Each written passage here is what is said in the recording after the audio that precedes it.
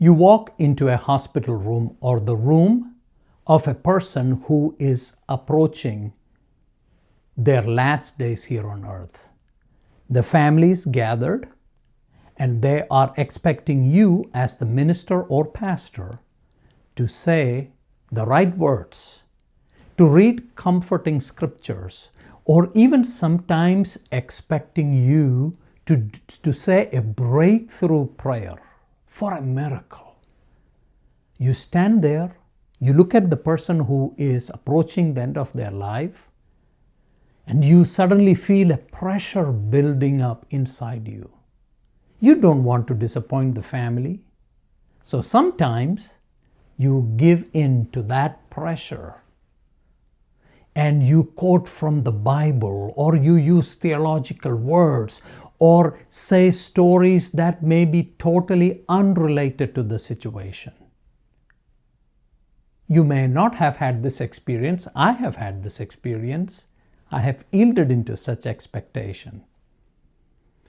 But in such situations of great pain and agony, your most powerful tools are not Bible knowledge or theology or how some other people with similar situations overcame it. Your most valuable tool is your undivided, emotional, spiritual presence, where you become a companion to the family in their pain. In most non-Western cultures, the pastor, priest, or minister is seen as one with more power and authority, and sometimes seen as one who can change the situation. The expectations are very high, and the minister feels an obligation to meet the expectation of the family members.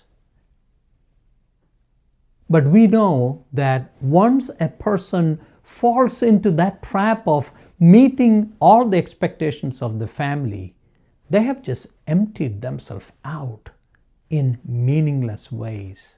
And as a result, very poor form of spiritual care happens.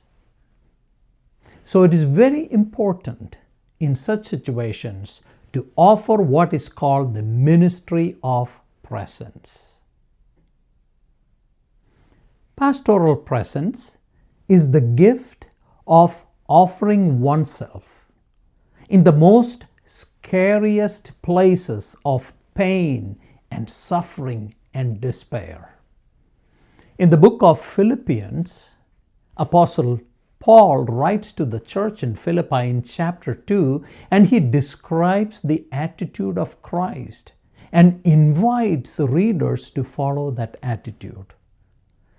The self-emptying attitude of Christ is very important to ministers who are providing spiritual care.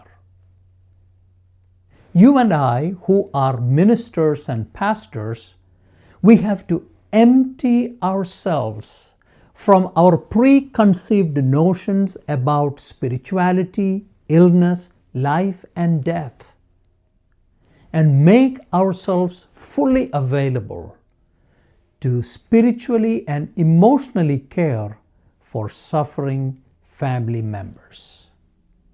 If we do this, then we can strengthen them emotionally and spiritually and help them walk through these difficult days. In pastoral care, one gets introduced to a continuum of doing versus being. It's a tension. Doing versus being. Doing attempts to change the situation or the person, and it is focused more on all the things the minister or pastor can do, such as read scripture, pray, introduce stories from scripture or from outside, doing. In the being side of things, It is an attempt where the pastor seeks to understand the person and the persons who are going through pain and suffering. It is an intentional effort where the minister really wants to learn and feel empathy for the family as they walk through these difficult days. The minister is focused on staying connected with the family members where they can offer comfort by being a vessel of God's presence. So pastoral presence, emotional, spiritual, undivided attention is very crucial in meaningful pastoral care. In moments of deep suffering, families do not need a minister who has all the answers. Please do not fall into that trap. They need someone who is willing to sit with them, to enter into conversations with them.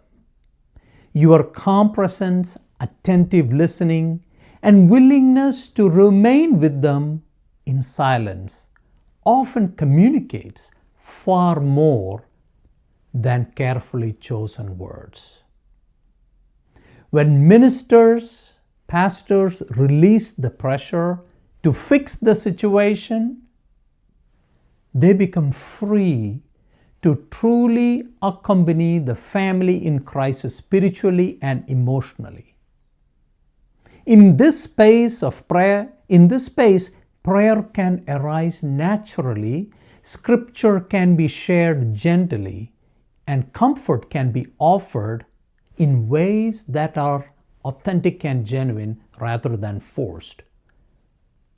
Now, in this situation, the family experiences not a minister performing certain things, but a quiet assurance that God is with them in this crisis. Pastoral care at the bedside or in hospital settings, clinical settings, is therefore less about doing, but more about being spiritually and emotionally present. When you enter a room with humility, compassion, and openness, you become a living reminder of God's nearness in moments when people feel most vulnerable. And sometimes the most faithful ministry you can offer is simply to stand with the people, to sit with them, and to let your presence communicate to them. You do not have to walk alone in this journey. I'm here with you as your minister or pastor, and Christ is walking with you. Isn't that the best conversation and communication we can offer? Pastoral presence, being fully emotionally and spiritually present, without feeling the pressure or need to fix or change things or situation, becomes the most meaningful ministry.